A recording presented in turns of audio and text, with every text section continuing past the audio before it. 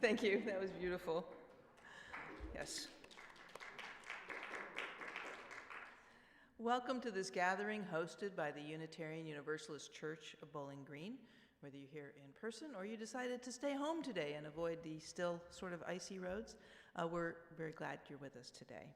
My name is Janine, and I'm the service associate here today. We ask that you please set your cell phones to silent so that we can be present with each other. And this service is being live streamed, and if this room is uncomfortable for you for any reason, the small room, the lounge right off to the main entrance, is available for watching it via the live stream on the small screen in there. We are a welcoming congregation. Whoever you are, wherever you come from, whatever you believe, and whoever you love, please know that you are welcome here. Our Sunday services are different each week so that we can honor and learn from our wide array of traditions and beliefs. Today we'll be hearing a sermon by a minister, but read by one of our own, and we'll hear more about that as we get along. For Unitarian Universalists, the flaming chalice is a symbol of the light of learning and the love of our community. As our congregation's chalice is being lit, we invite you to light your own chalice at home. Delaire will be lighting our chalice this morning, and Laura will be giving a reading.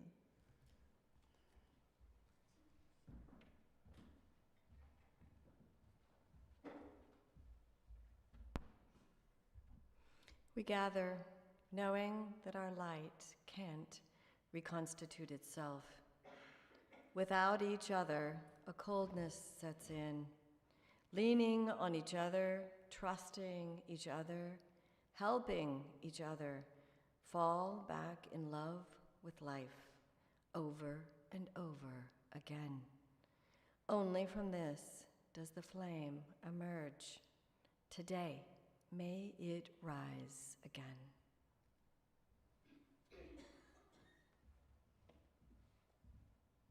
Please join in singing hymn Rise Up, O Flame, number 362. The words will be on the screen.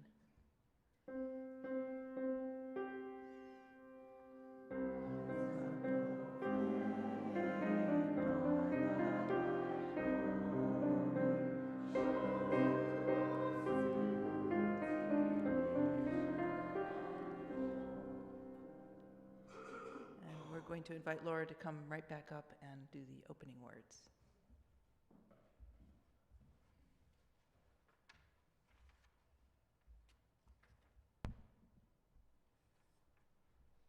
Life's reality is that we cannot bounce back. We cannot bounce back because we cannot go back in time to the people that we used to be. The parent who loses a child never bounces back.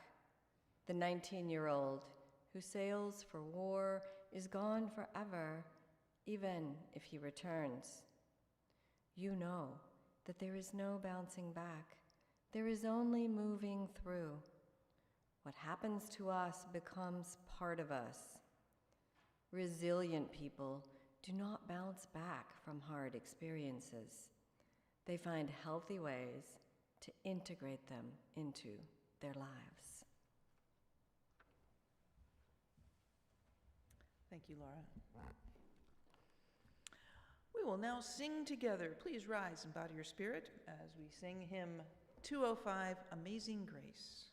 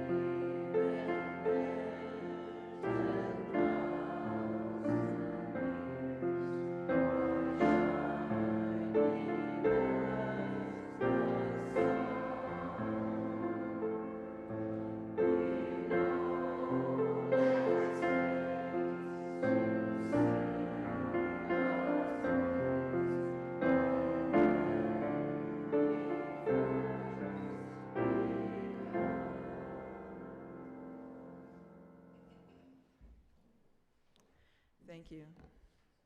Each week we take a moment to read together some part of our Unitarian Universalist heritage. We invite you, as you are comfortable, to share in this affirmation by reading aloud our mission statement this week. Our mission is to be a caring community that encourages spiritual growth and actively works to improve our society and the environment. Thank you. And Gail will now share with us a story.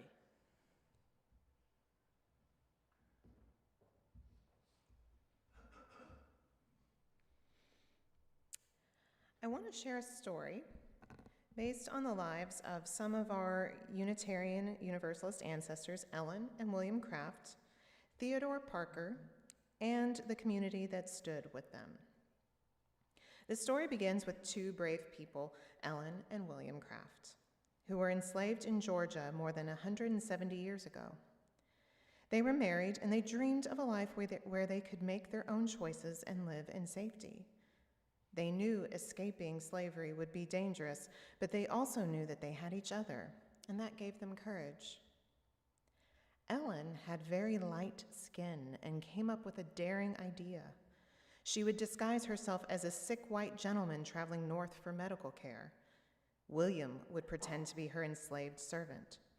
Together they set out on a 1,000-mile journey to freedom. They rode trains and steamboats, walked through busy cities, and stayed calm in moments that must have been terrifying. And on Christmas Day, they finally made it to Philadelphia. But here is where the story becomes not just about resilience and bravery, but about community. Quakers welcomed them into their home. In Boston, free Black families gave them a place to live. People on the Underground Railroad shared food, shelter, and protection. Ellen and William weren't alone anymore.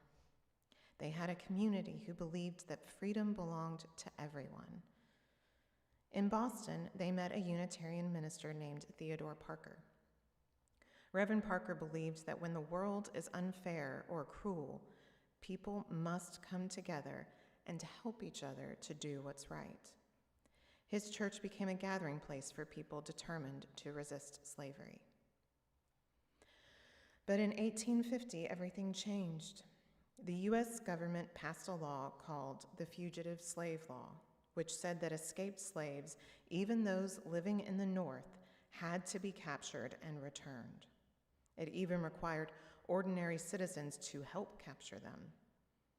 This cruel law put Ellen and William in danger once again.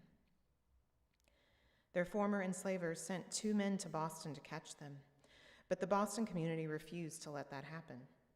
Black and white people worked together, watching the streets, spreading information, and protecting the Crafts everywhere they went.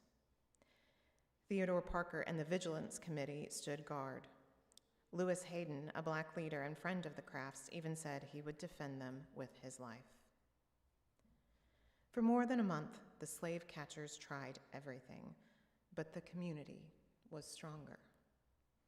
The people of Boston created a shield of care and resistance around Ellen and William so strong that the kidnappers finally gave up and went home.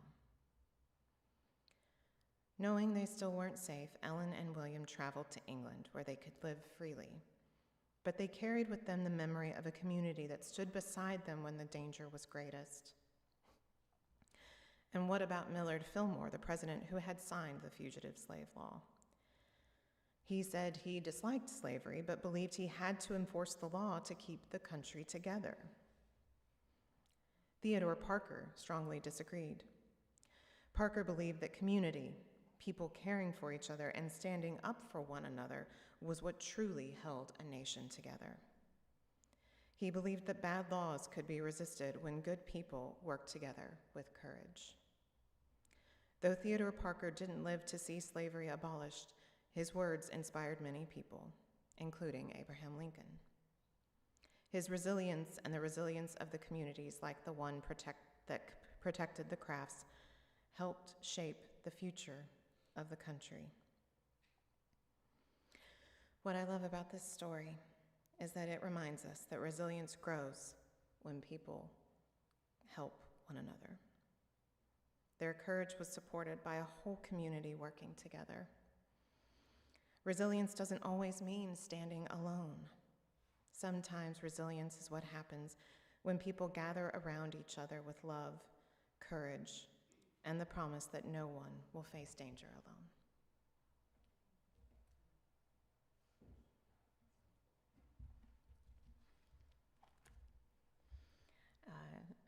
And with that, we'll sing the children off, if we have any. Sorry, Kai. I know Kai is at home sick today, so so sorry that he didn't get to. Okay, I think we can then skip the recessional. Instead, I'll invite our president, Jürgen, up.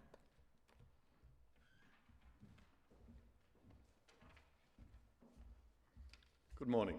My name is Jürgen Zirnstein. I want to share with you official information issued by the Unitarian Universalist Association, or UUA. The UUA president, Reverend Dr. Sophia Betancourt, was arrested at the Heart Center office building in Minneapolis on January 29, 2026, where several hundred people of faith had gathered, and was released about 4 hours later. Several dozen arrests were made according to an organizer who was present at the protests. Betancourt joined religious leaders near the Capitol grounds earlier in the day to advocate against passage of the budget that funds the federal agency overseeing ICE and Customs and Border Patrol actions. The gathering comes after thousands of clergy and lay people, included hundreds of UUs, arrived last week in Minneapolis for the Day of Truth and Freedom, a nonviolent moral action and march calling for the end of ICE operations in Minnesota, where multiple UU clergy were also arrested. Quote, "There is no moral justification for voting for a budget that will put more resources towards the violent violation and dehumanization of our neighbors." Betancourt said earlier Thursday, according to a UUA statement, "As religious leaders, we have an ethical obligation to show up and say that this will not be done in our name." Unitarian Universalists, UUAs, affirm a set of shared values, including pluralism, interdependence, justice, and generosity as matters of religious faith. Additionally, UUs hold sacred the belief that love lives at the center of all that UUs do. The UUA believes that Reverend Dr. Betancourt acted today in complete accordance with UU religious values and that she represents the views of the vast majority of Unitarian Universalists in both word and action. I invite you to read further about these events on the webpage uuworld.org, the official magazine of the UUA, or on social media channels of the UUA and Reverend Betancourt herself. Let us choose to engage in constructive dialogue with one another about how we respond to current events. Thank you.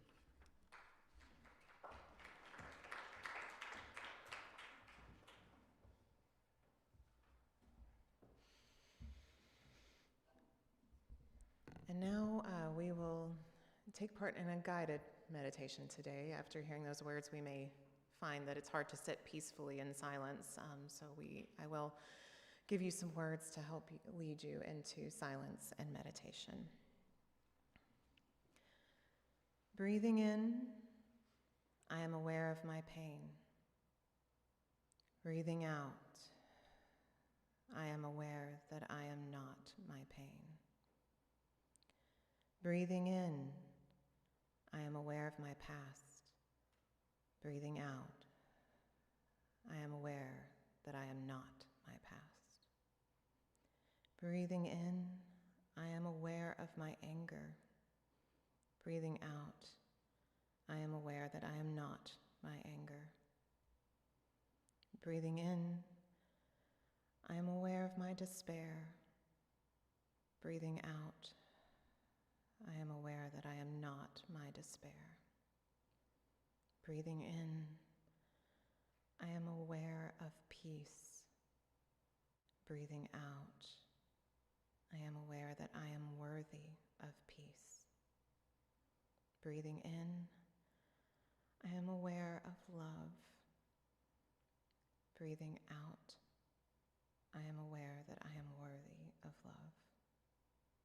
Breathing in, I am aware of joy. Breathing out, I am aware that I am an agent of joy. Breathing in, I am aware of hope. Breathing out, I am aware that I am an agent of hope. Breathing in, I am aware.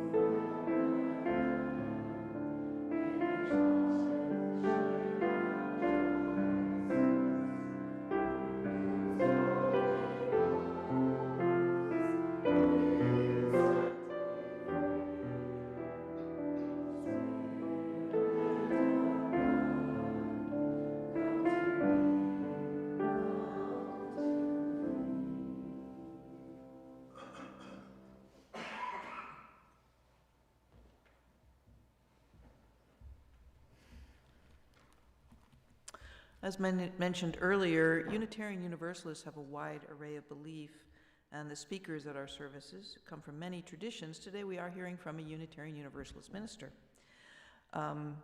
although she's not here in person. Before becoming a minister, Ellen Quaadgras had a career in technology. She received her Bachelor of Science in 1989 from Johns Hopkins University in Maryland. She has advanced training in business and systems analysis from the MIT Sloan School of Management at Harvard Extension School and Northeastern University. In 2011, she earned a Master of Divinity degree from Andover Newton Theological School in Newton, Massachusetts, and she received preliminary fellowship from the Unitarian Universalist Association. The next year, she was ordained as a minister, and she received full fellowship in 2014. The Reverend Ellen Quaadgras is currently the settled minister at South Church, which is a Unitarian Universalist church in Portsmouth, New Hampshire. And here today to share her words are Delaire.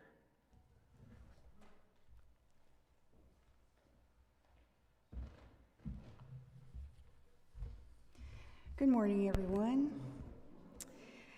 How we come back, stories of resilience.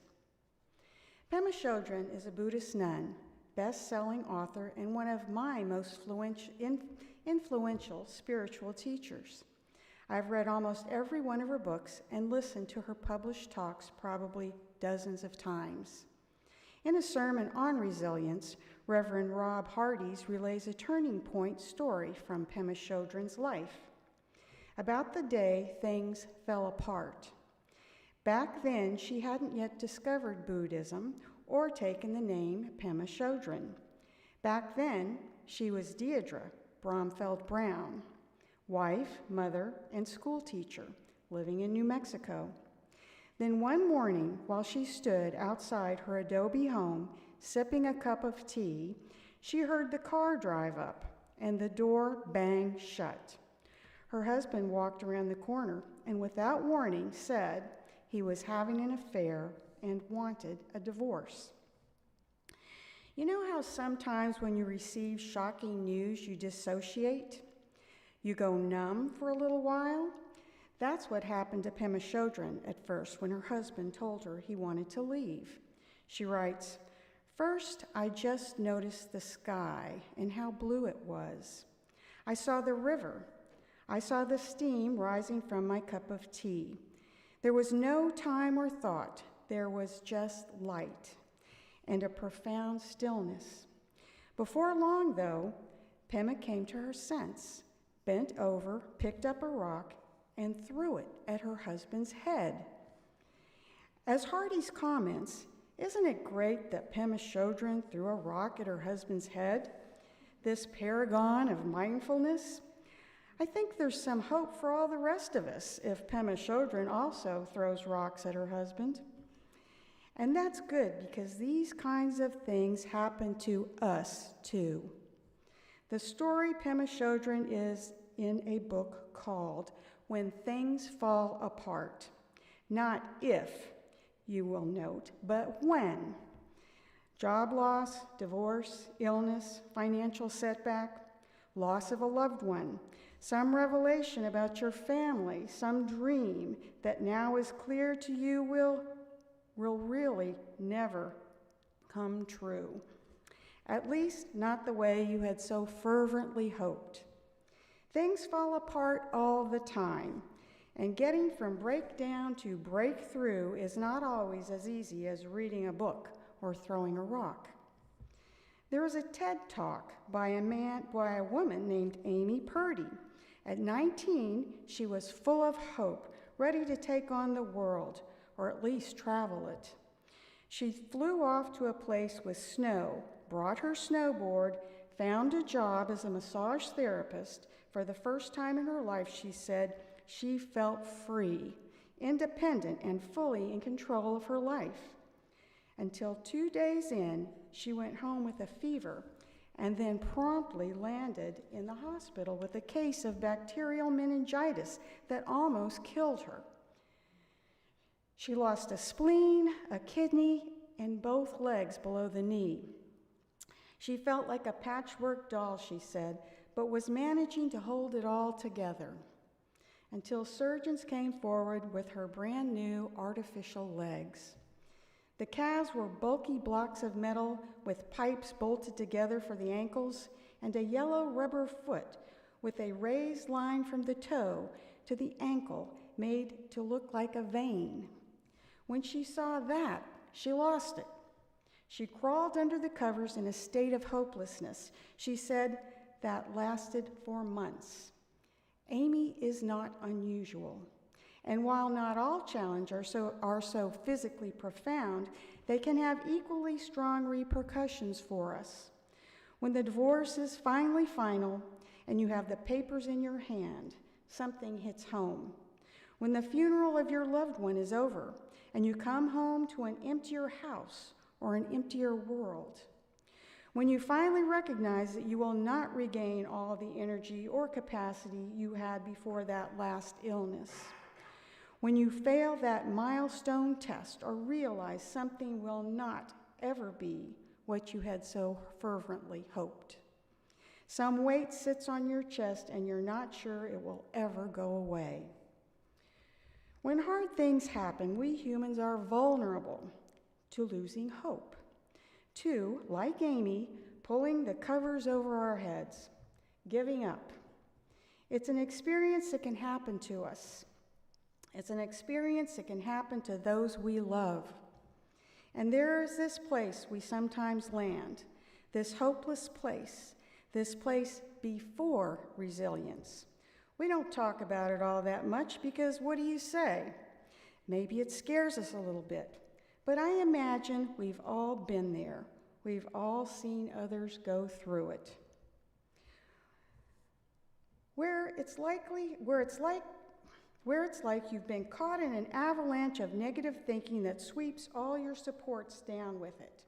Or like being inside some bubble of disillusionment where everything from there looks pointless.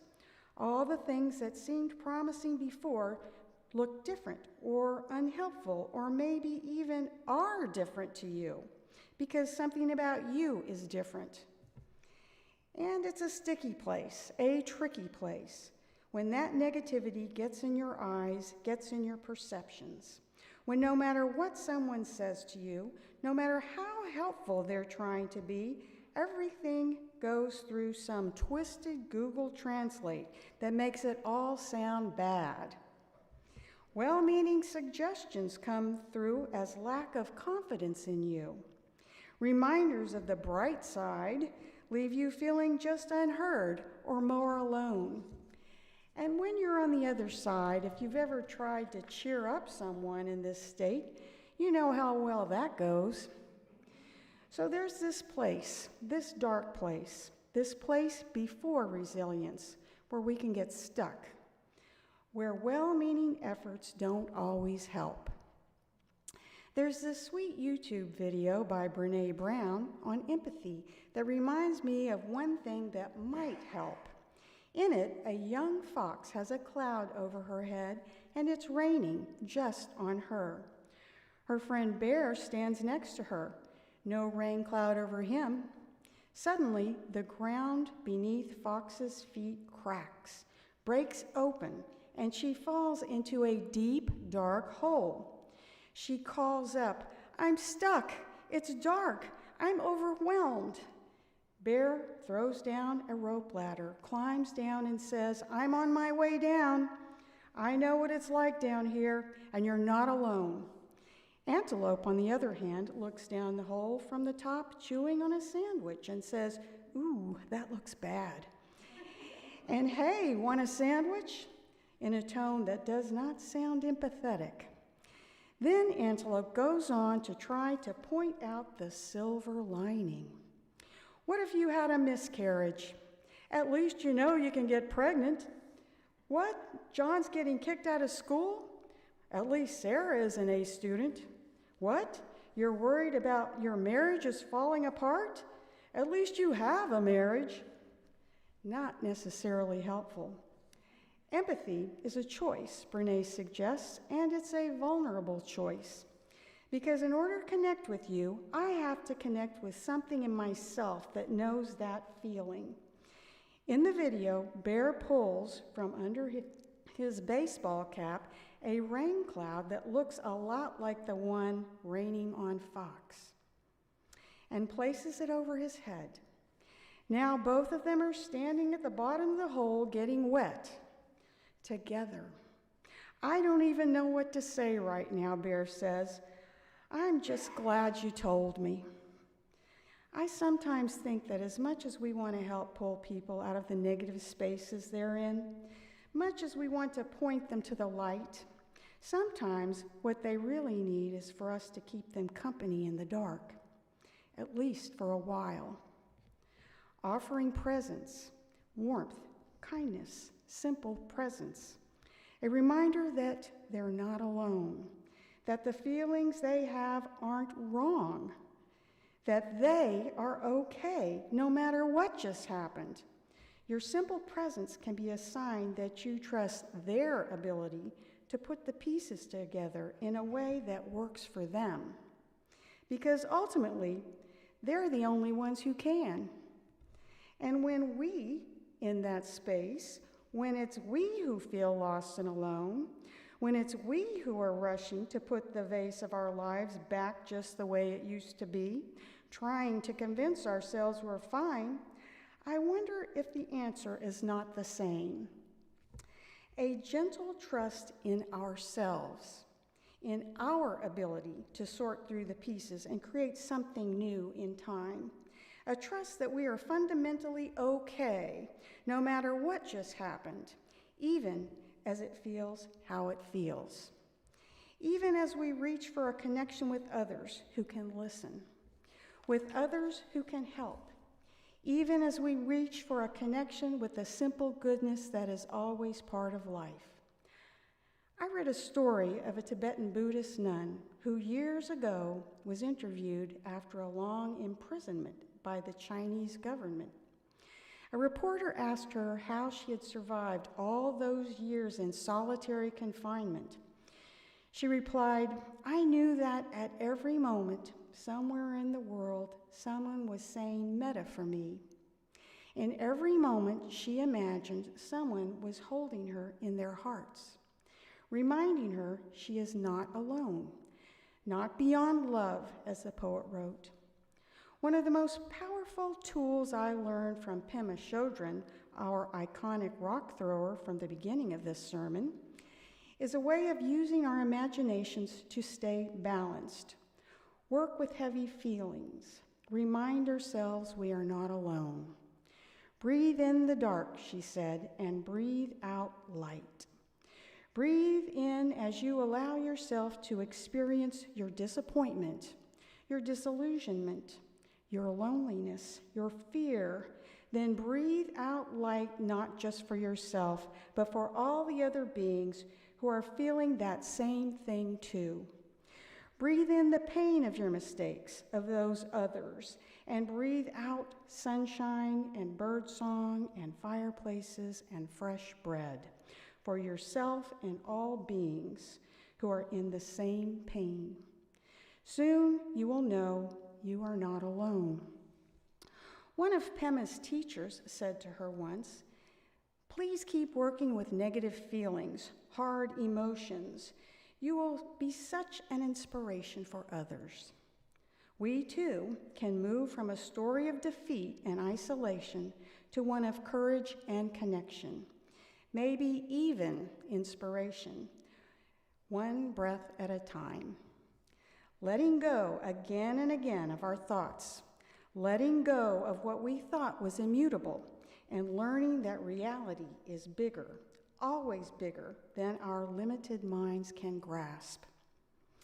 When our stories break, when the pieces no longer fit the way they did, when our feelings are an avalanche of negativity, we don't have to give in, and we also don't have to pretend we're just fine.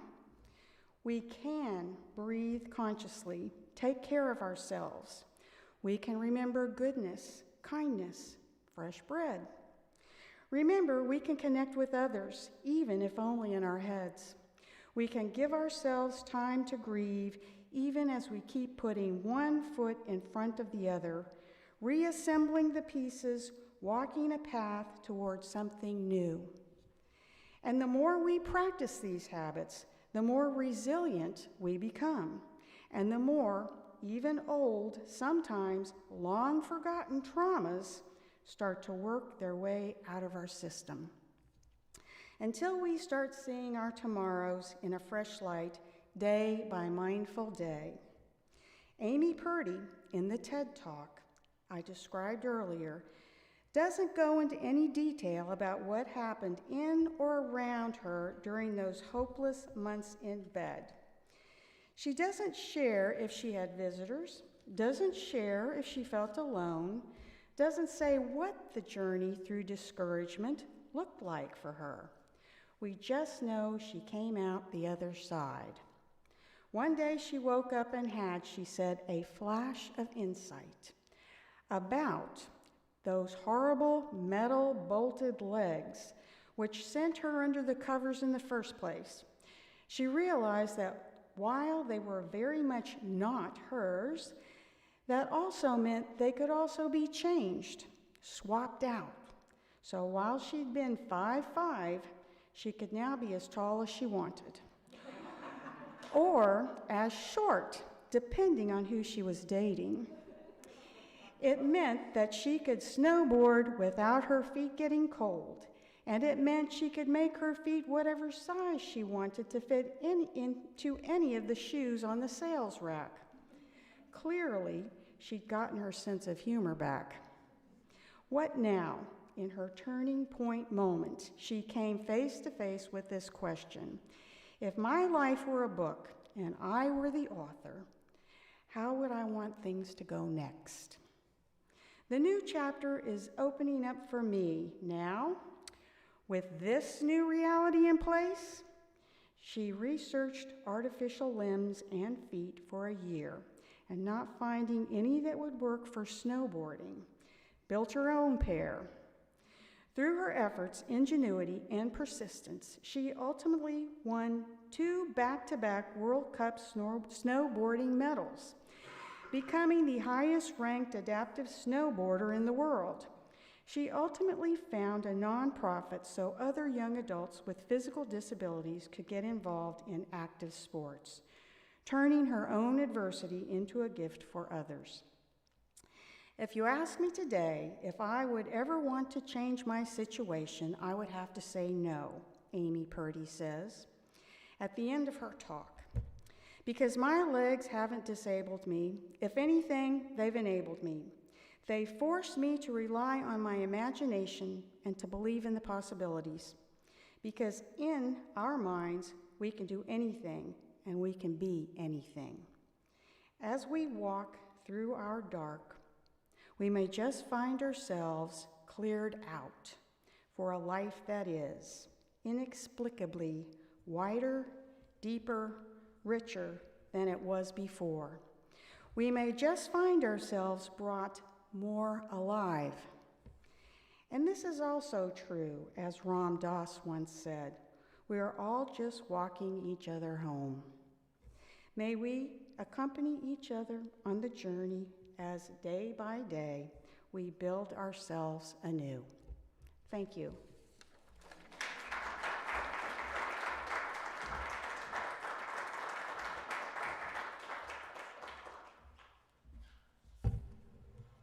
Thank you, Delaire, for sharing the Reverend Quaadgras' words with us, and especially for preparing. She was all ready to do that last week, and then some technical issues happened, but thank you again for sharing. If you have questions about Unitarian Universalism or about this congregation, please speak with a member of our membership team. Their name tags have a little open book symbol on them, and you can also email them at membership@uuccbg.org. On second Sundays, which it will be February 8th, which is Super Bowl Sunday, I'm told, you can join in a question and answer session with our membership team in the Emerson room. They're going to meet in the Hosea Ballou Lounge. Sorry about that. Okay. It is now time for our offertory. This congregation and the work we do is supported by the voluntary generosity of all who contribute. The offering is a sacrament of the free church. You may place your donation in the basket as it comes along, or use the QR codes on our screen, and you can also send checks directly to our office at any time during the month. As we enjoy the music, the offering will be given and received in grateful appreciation of our shared hopes and values.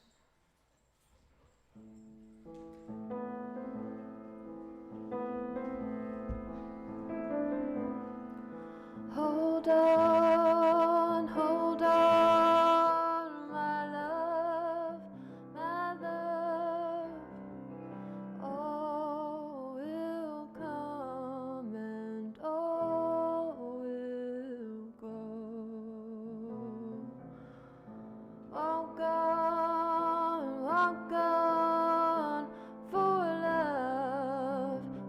love, it's no wonder you're crying. It feels like we're dying. No wonder that nobody told you. Nobody told you that the ladies in black will wear white again. Nobody told you. Nobody told you. What the hell is the purpose of all of this circus when summer is soon and the crocuses are in bloom?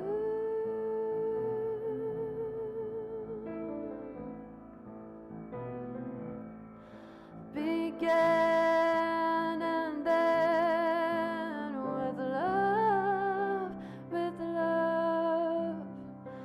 everything trembles from a kiss. Believe in love, it's no wonder you're crying. It feels like we're dying. No wonder you're. Nobody told you. Nobody told you that the ladies in black will wear white again. Nobody told you. Hold on,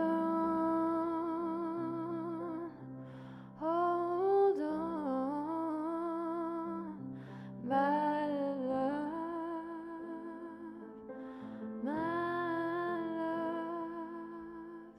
it's no wonder you're crying. It feels like we're dying.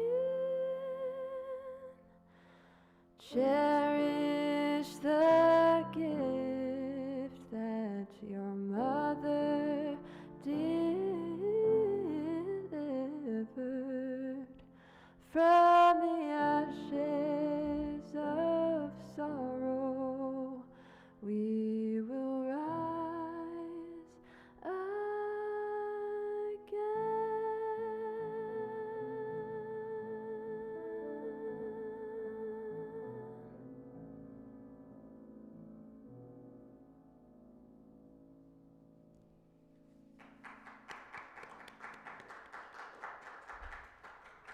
Thank you again, Eliza, for sharing your gifts with us. That was lovely.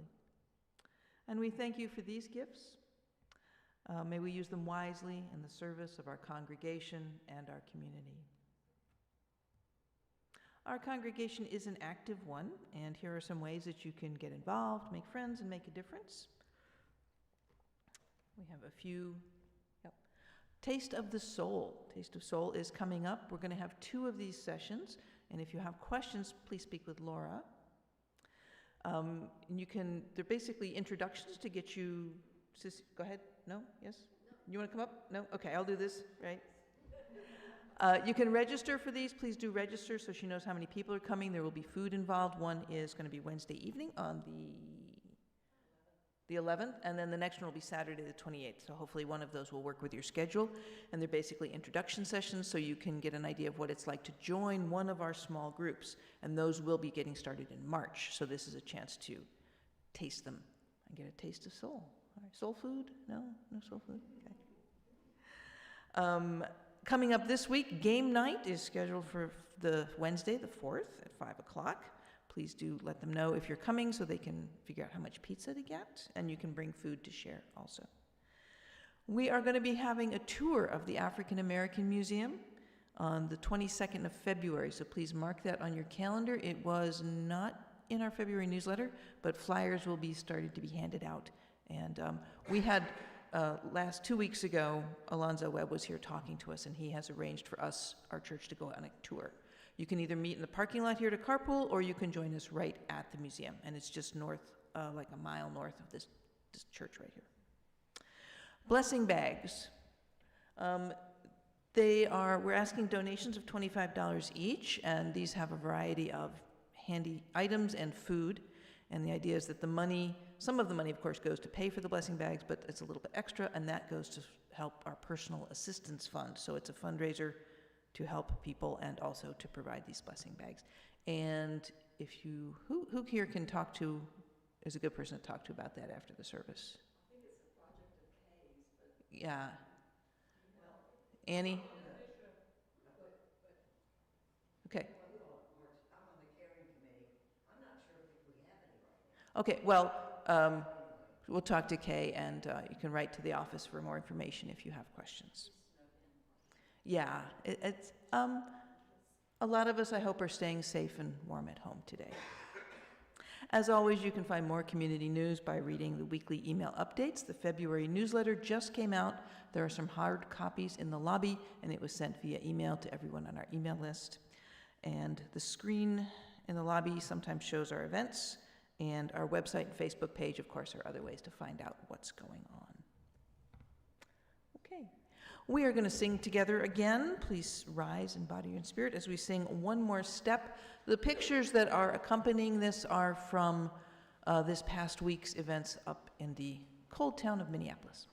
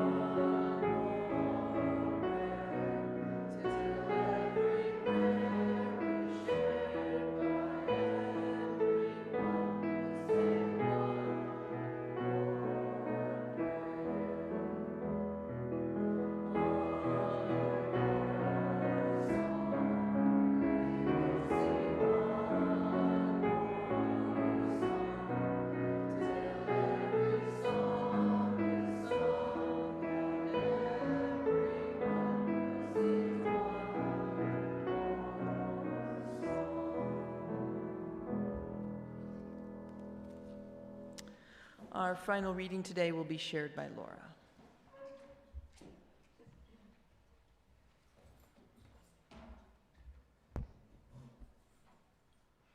Furrowed and runneled and rough, the gnarled bark of this old cottonwood.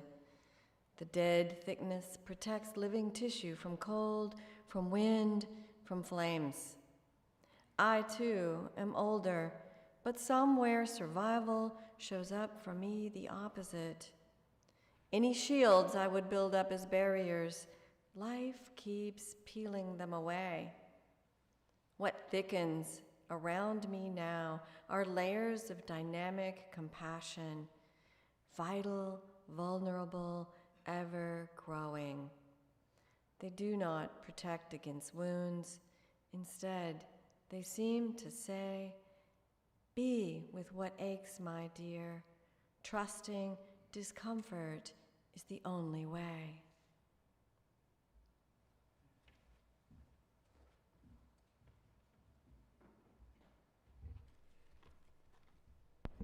We hope you found this service meaningful, and we invite you to share your thoughts with us. You can send them to sunday-services@uucbg.org. For those of you who are here in person, there's a blue box in the lobby where you can leave suggestions and comments, and you can use the online form. And next Sunday, we're going to be hearing about small groups from a variety of our members. So hopefully you can join us then. And again, thank you for joining us online. We hope to see you next week, either in here or in person. Stay warm.